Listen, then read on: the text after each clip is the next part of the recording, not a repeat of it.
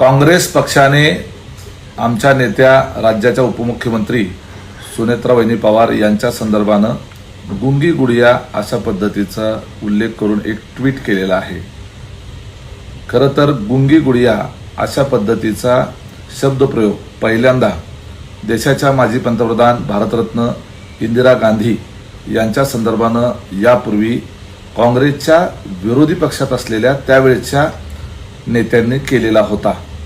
आपल्याला सर्वांना माहीत आहे की स्वर्गीय इंदिरा गांधी या देशाच्या सर्वाधिक यशस्वी पंतप्रधान म्हणून या देशानं आणि संपूर्ण जगानं पाहिलेला आहे। स्वर्गीय इंदिरा गांधी यांच्या व्यतिरिक्त आजपर्यंत देशामध्ये झालेल्या कुठल्याही पंतप्रधानांना पाकिस्तानचे 2 तुकडे करून त्यांना अद्दल घडवण्याचं कार्य करू शकलेले नाहीयेत।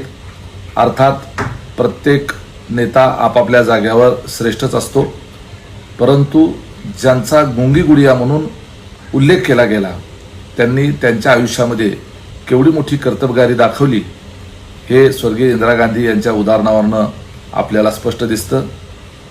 सुनेत्रा वहिनी पवार यांच्यावर अजितदादांच्या अकाली निधनामुळे अचानक पक्षाच्या नेतृत्वाची आणि त्याचबरोबर राज्य सरकारमध्ये उपमुख्यमंत्री पदाची जबाबदारी आलेली आहे।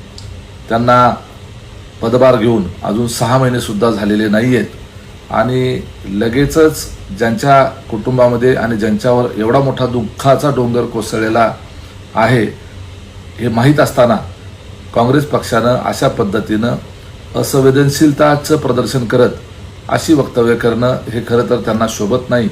एक प्रकारे त्यांनी गुंगी गुडिया हे सुनेत्रा वहिनींच्या संदर्भानं उल्लेख करून काँग्रेसच्या त्यांच्याच नेत्या असलेल्या इंदिरा गांधी यांची सुद्धा एक प्रकारे टिंगल केलेली आहे हे यातून दिसतं।